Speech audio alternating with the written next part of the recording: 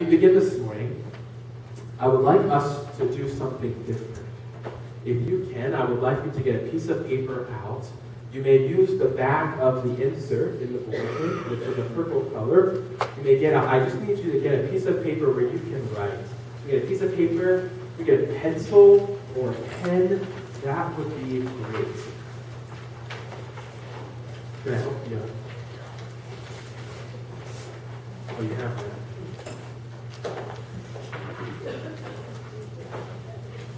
Yes, then we're going to have a piece of paper, pencil, something to write with. So I'm now going to ask you 3 questions, but we're going to take one question at a time. Now I'm going to tell you up front, this is not a quiz. I'm not going to grade this. This is just for you to reflect and for us to really begin our sermon this morning. So, question number 1 is this. Write down the names of the people who live in the 5 closest houses to yours. Now, if you live and you have a backdoor neighbor and people living next to you, just pick the 5 closest people that come to your mind who live in the houses around you.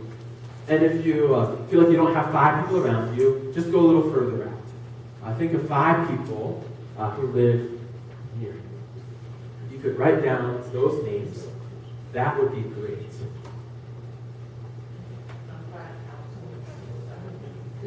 I would prefer 5 households, thank you.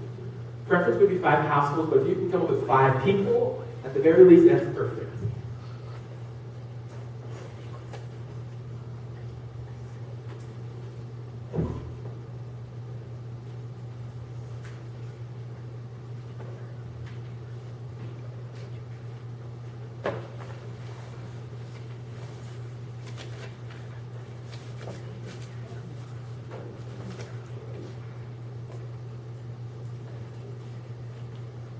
I'm doing this with you as well. Do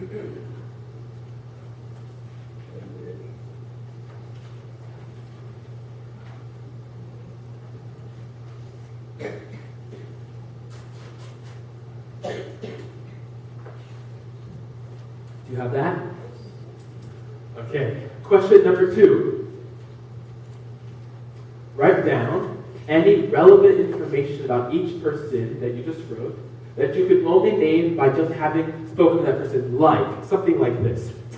They have 2 children, or they have a dog, or maybe you know that they grew up in Wisconsin, but they're actually a Vikings fan, and they're not a Green Bay Packers fan. Whatever you may think, just think of something simple that you would know just from having a brief conversation with them.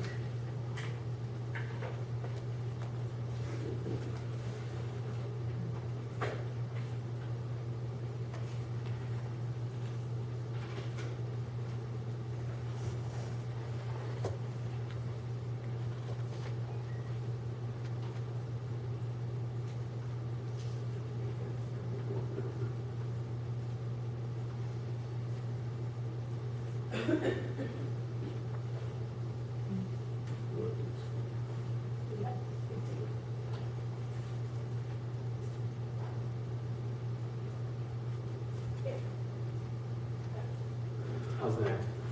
Did I give you enough time? Okay. Question number 3. Write down something that's more in depth. Something like that you only know if you've had a deeper conversation. Like, what are their goals in life? Was there a particular tragedy that they lived through, that they experienced? What do they really like to do for fun? And maybe What do they believe about God, or religions, and so on? Think about more in-depth information.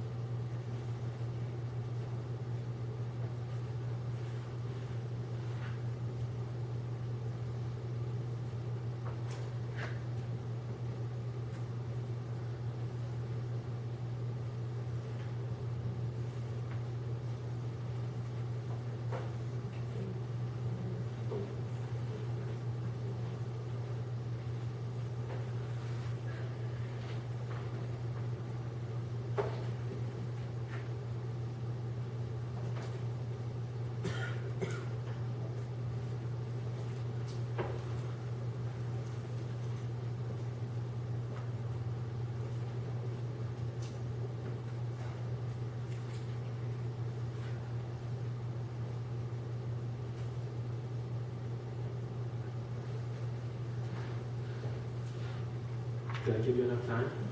There are a couple people who are still writing, so I'm going to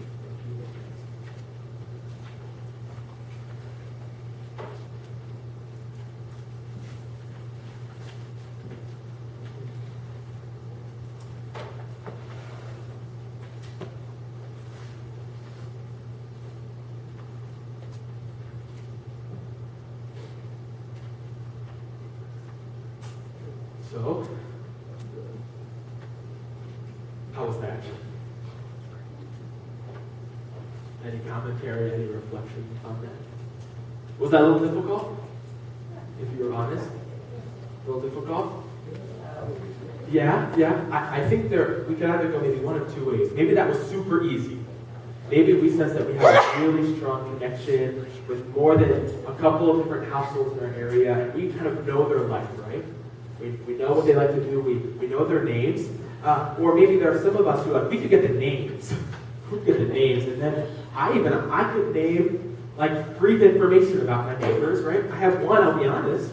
Number 5, the people across the street, woman and man. I don't remember their names, right? I just know there are someone across the street, and there's a woman and there's a man. They have 2 grandkids, right? So I too, it was a work for me. And so some of us, it was really easy to come up with some things. And some of us, maybe it wasn't. And maybe we realized that we know people on the surface up here. But how well do we know people a little bit deeper than that? And maybe a little deeper than that to really know who they are. Well, keep that list, and we're going to come back to it in a few moments. But a few weeks ago, or a few months ago, I realized that I didn't know the neighbors of our church. Now, how I mean neighbors, I don't mean the 5 people who live in the 5 closest houses. I think I could get some of them. But I was thinking, I didn't even know if I know the larger neighbors, the community that's state line, the people who live in this town. And so because I was curious, I wanted to invite some other people to be curious with me. So in June, I invited a couple of people, I invited the vision team, to investigate our community with me. And so on one evening in June, they came to church, we met outside, and there were about 10 of us, and I gave them each a little map of the community, and I gave them a highlighted route that they were to walk. I wanted us one evening, however many came, to go and walk about 1 mile radius of our church. So we went that way, we went across the highway, we went up 11, we walked around here. I mean, I wanted us to go and walk the community. I wanted us to spend some time to slow down for a moment and to investigate our neighbors. So I think that was a great time. And part of the things I asked them was to think about these things, like what kind of houses do you see? Or what kind of cars do you see?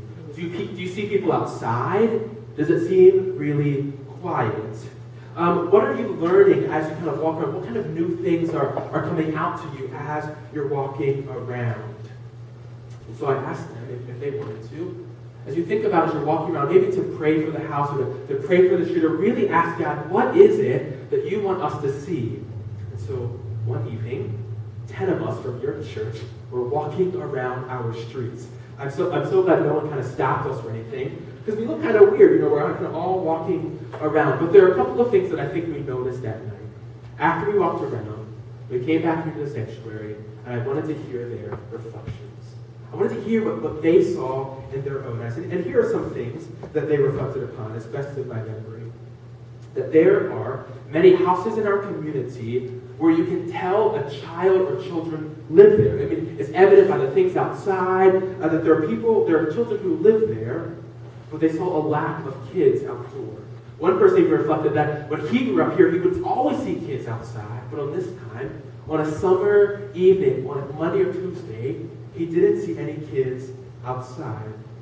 Some noticed that you could be driving on one road, and you can see these nice, big, expensive houses on the left. And then you can tell on the right side that there may be more apartment-style, maybe low-income houses, all on the same stretch of road. Some walked in maybe a nicer area. They walked and it felt good and peaceful there. But then, I think two different groups, they would walk to a different area, a new street, and they could have this feeling of heaviness. That they could sense that something was up on that street that didn't project, peace.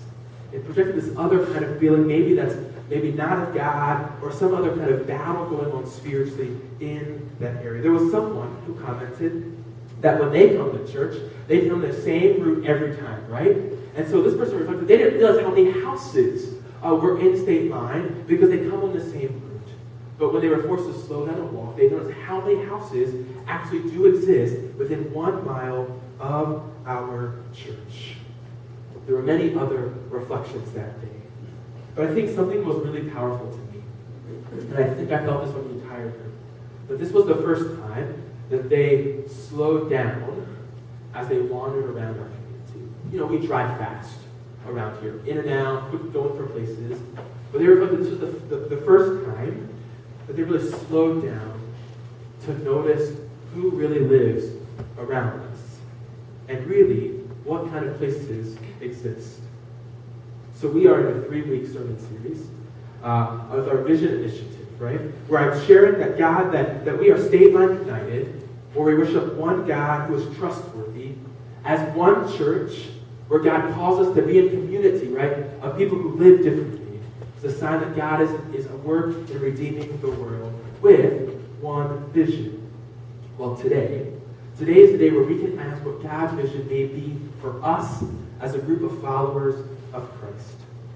I think the vision is tied very closely to the initial quiz.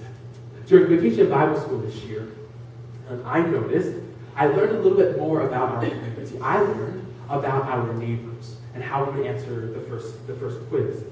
And during VBS, I would say there were probably 3 groups of kids at VBS. The first third, they were the Christian ones, right? They're the ones who come from a Christian home. Their parents are in love with Jesus and are into faith. And so they come from pretty faithful Christian homes, right? Group 1.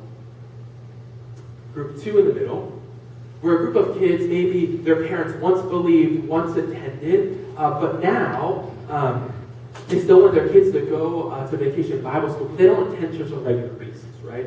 Church attendance isn't for them, but they still want their kids to have kind of faithful activity, religious experience. We know those kind of families, right? Got that? Really good Christian kids, the ones kind of pseudo in the middle, and then there's a group of kids, a third of them, who absolutely had no faith connection. You could tell through the conversation and the way that they acted in a church around a pastor that they had no idea. They were not Christian kids. They didn't grow up in Christian homes. And so there were 6 in particular that caught my attention. And these 6 happened to live really close to our church. We could walk there in 5 minutes from our church, right that way. And I've seen these 6 kids, even the week of VBS and all summer, riding their bikes in our parking lot, riding up and down the alleys, and just playing back here, right? And it was pretty cool because I knew them from VBS, and I could see them out. But as I thought about them that week of VBS, and as I think of them now, I think my heart really begins to ache for those 6. They really do. So as I continue to pray this summer, I was like, how can I connect with those 6 kids, right? How can I, as a pastor in town, how can I connect with them? So the first thing I thought, well, let's invite them to the back-to-school breakfast, right? And so we invited them to the back-to-school breakfast. I sent an invitation. I asked the group who was putting together the gifts to make 6 more. Can you just make 6 for me, please? Because I think those kids, these young kids, may come to church. Well, they happened to not come the day of the back-to-school breakfast. And in my mind, I was a little disappointed because I just really wanted these 6 kids to come to our church. Because I was heartbroken that they were not part of a faith community. So, the week after, I took those 6 bags and I went to their house.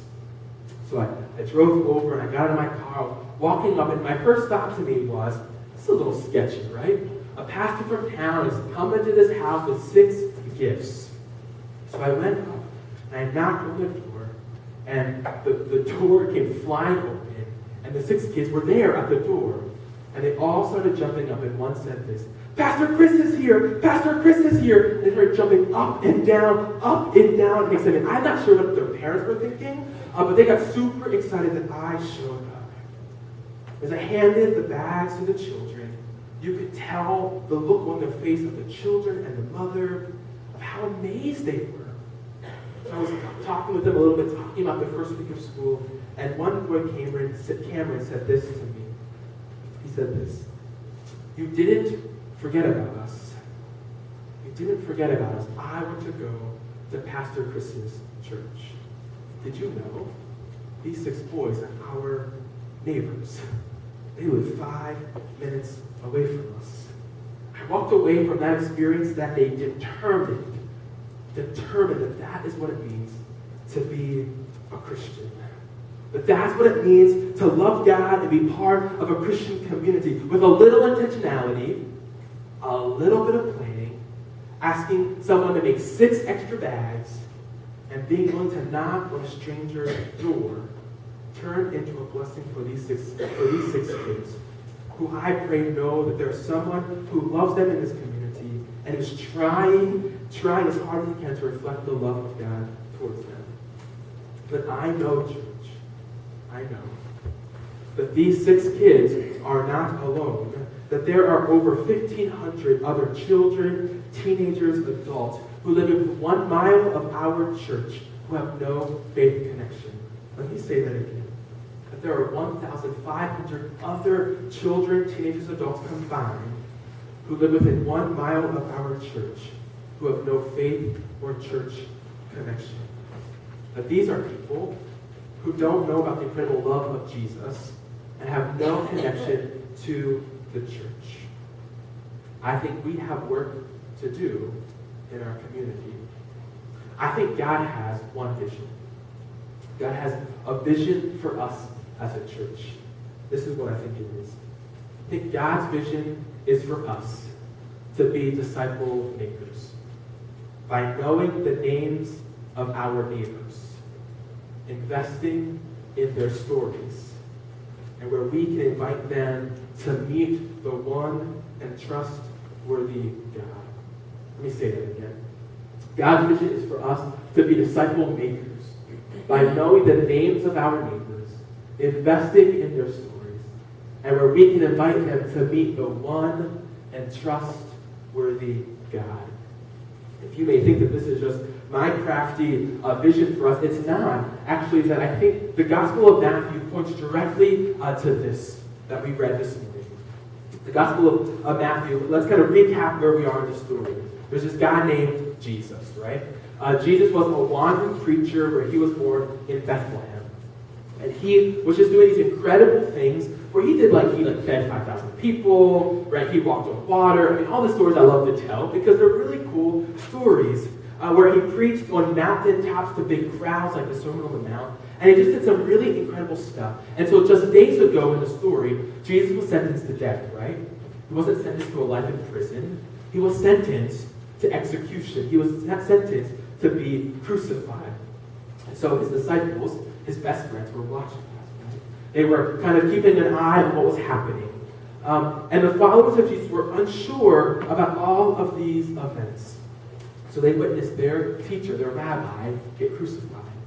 And then they heard rumor that he apparently resurrected from the dead 3 days later. They heard that rumor, and so they were wondering what it was like. So where we are in the story, this is the first time, and this is the key word, this is the first time the disciples saw Jesus after he was dead and after he rose from the dead, right? So what Jesus says next must be powerful, right? This is the very first time. And so this is what the text, this is what the author Matthew tells us, what Jesus said for the very first time. Now the 11 disciples went to Galilee, to the mountain where Jesus told them to go. When they saw him, they worshipped him, yet some doubted. Jesus came and spoke to him, and this is what it says, right? I've received all authority in heaven and on earth. Therefore, that key word, therefore, go and make disciples of all nations, baptizing them in the name of the Father and of the Son and of the Holy Spirit, teaching them to obey everything that I've commanded you. Look, I myself will be with you every day until the end of this present age. You know, this ending of this book, you know, the book of Matthew is now done. And it reminds me of like the ending of classical music, or maybe even the ending of songs of Uprise, right? We get to it and we just want it to end, right? Maybe it's like my preaching. You just want it to end, right? But we wait for it and we wait for it, and we're waiting to see what the end will be. We're waiting to know what the climactic end will be. And so in classical music, or even Uprise, we think it's the end, but then they keep on going. And sometimes, I think maybe at the end of Matthew, we're waiting to the end. What's going to happen? What's the last thing that Matthew is going to say? And I love it, because I think Matthew, like a well-crafted ending of a classical song, he said something powerful to get our attention at the end. Now, out of all the things Jesus could have shared, right? He just rose from the dead. He could have told his disciples about what it was like to be dead, what he was doing, what that process was like for him, right? He could have told them all these other things. He could have told them just go and live a moral life. He could have said, he could have comforted them again. He could have said anything. This is the first time they saw Jesus post his death. But what he says actually, I think, makes us slow down, kind of hone in a little bit, and see what he has to say. The scene is on a mountaintop, like where he preached all the time. And then he said that he received all authority on heaven and on earth. And then what did he say next? He said, go. Go. It's a sign of movement to make disciples. Now, we know the disciples are students, right? And in this time period, Jesus, as a teacher, a rabbi, invited some fishermen to be part of this group, and I'm convinced that there were some women there. We just don't know their names. So Jesus had a group of women and men who were following after him, who were studying under him. And they were able to learn, right? That's what happened during this time period. And then now, Jesus is doing something different. There's a big caveat to the story. He says, go and make disciples. Now, if we heard that, if I heard that, I would say, okay, I want to find some people to learn from me as the rabbi, me as the teacher. But I think the big caveat in Matthew 28 is, just don't go and make yourself disciples for your own, but go and make disciples of Jesus, which would have been a huge shift in the thinking of what it was like to have students and teachers, that Jesus wanted his disciples to go and make even more disciples, make more people who are willing to know about this incredible guy named Jesus. This was the last thing Jesus said in the Gospel of Matthew. Go and make disciples, baptize them, teach them the ways of the Lord, and remind them that I will always be with you. So I think what Jesus said is kind of like this: remember and repeat. Remember, go and make disciples, and repeat. Go and make disciples and repeat. So what is the one vision, I think, for State Line UMC? That God's vision is for us to be disciple makers. By knowing the names of our neighbors, investing in their stories, where we can invite them to meet the one and trustworthy God. So let's just break this down for a moment, because I think it can be fun, right? Why do names matter? First question. Pardon? Hey, you. Hey, you. We would just say, hey, you, right? Why else do names matter? Makes it personal. Yeah. To count? Oh, you count, right, yes. Carrie. Ah, yes, right. So we know who you are and who you aren't, right? What else do names matter? Do names matter? Anything else? I think you hit it actually, right? I think names matter because they tell of our identity. It says who we are and who we're not. And I think we probably dislike when someone doesn't remember our name, right? We hate that, don't we? And we all do it, right? But we like when someone remembers our name, don't we? If we met them once and they can still remember, it means something to us. But I also think it helps us become, actually, it's like a gateway into their lives. You know, if we didn't know their name, how can we ask them anything about their lives, right? I can't ask you about your husband, your wife, your children if I don't even know your name, right? So I really think that we need to know people's names.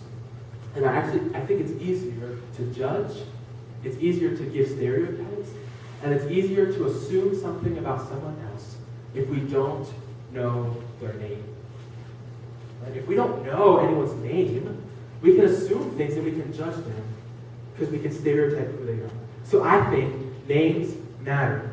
So then why would you say stories matter? Why do you think stories matter? Yeah.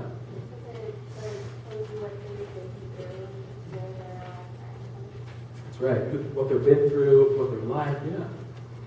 What else? Why else do stories matter? It helps us remember their name, right? Why else do we remember stories? Here.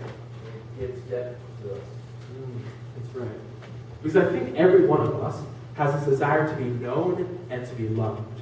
And so I think we know someone's story, and we hear their story, we get to know them, and they can feel known and loved. That we're entering into their life, the good and the bad, and we can see how our stories connect. Stories, I think, are who we are. Yeah, man. I think knowing the stories could lead into when you see them the next time also. It gives you a way to break the ice instead of just starting a random conversation. Use what you learned before. That's right. How is your so-and-so? How's this going? Hey, you. Absolutely. That's written in my script, actually. Actually. That's actually really good. Because imagine if I went to Rob and said, hey, you, right? And now, if I know, I can say, hey, Rob. And the next time I say, hey, Rob, remember that time you told me about this situation going in your life, right? Now I can ask him about that detail, right? I don't just say, hey, Joe, you know? I can say, hey, Joe, how's your life? Or how's your second son? Or how's the situation going in your marriage and in your life, right? It gives us the ability to really know them and really ask us that we can invite them and we can be invited into their stories. I think when we know someone's story, we can really know them. And it shows a level of intentionality. So, names matter, stories matter, and why does meeting God matter? Why would we want other people to meet God? The same blessings that we do. Absolutely. What else? Yeah, salvation, right? Eternal life. Absolutely. Why else? Anything else? The promise to be with us all the time through good times, not so good times. Absolutely. Yeah. That's right. Kind of like what Ruth was saying, they don't feel so alone in whatever situation they're in. They don't feel When they're by alone. themselves, they're not alone. Absolutely. Do they know someone? You know, I think there are really two reasons why I think we want people to know God, right? First one is salvation and eternal life, right? We want people to have this salvation that we have come and been so comforted by, right? But not only that, I think disciple making goes of ways. So I think God's vision is for us to be disciple makers. By knowing names of our neighbors, investing in their stores, where we can invite them to meet the one and trustworthy God. Now, I think there's someone within our church who's not here today who I'm going to pick on. And you can tell him next Sunday that I picked on him, right? Because he didn't come to church today, so I couldn't ask him permission on that. But he knows. I think there's someone who does this really well. Extremely well. And I just want to name that. Because I want to learn from him of how well he can do it. The person I'm thinking of is Roger Reebok. I think he has a gift. And I use that word intentionally. He has a gift of inviting people to know Jesus in incredible ways. There are people here today who are a product of Roger's intentionality. And what does he do? I think he knows their names. He invests in their stories. And he invites them to be part of what God is doing here, but also what God is doing in their own life. So I think we give excuses for why we don't ask anyone to come to church. I think we give excuses of why we don't invite anyone. I think here are 3 of them that I can name. One of them, we're scared of the anticipated no. We're scared of someone saying no. We don't even give them a chance to say no. So we're scared of that. So we don't even ask into it. But maybe we don't know what to say. Maybe we'll feel foolish. Maybe we don't feel like we know enough about God and faith. And I would say, perfect. I would say, tell them that. And say, let's learn together. Let's explore more of the Bible or the Christian faith together. And the last one, I think, excuse is that we'll say we've tried before. We've already done that. And I would say, don't be satisfied with that. Continue praying and investing in their lives. Invite them to dinner. Have coffee with them. Choose to be active in their life, even though they said no to church. Just still invest in their life. So I want to end this. I want to end by asking us these questions that we should think about as we think about being missionaries in our own place. So here are the questions. How would a missionary live on my street? So it's easy to think about missionary going far, going to a different country, but how would a missionary live on my street? What would he or she notice is missing here? Who are the poor, the marginalized, and the hurting in our midst? In what ways would my neighborhood be different if God's kingdom came here as it is in heaven? And what would be good news? What would good news be for my neighbors right here, right now? I think these are powerful questions that I think we should and could think about in our own life. So we are State Line United, serving one and trustworthy God with our one church as a community of people. And I think God's vision is for us to be disciple makers by knowing the names of our neighbors, investing in their stories, and where we can invite them to meet the one and trustworthy God on their own. Amen.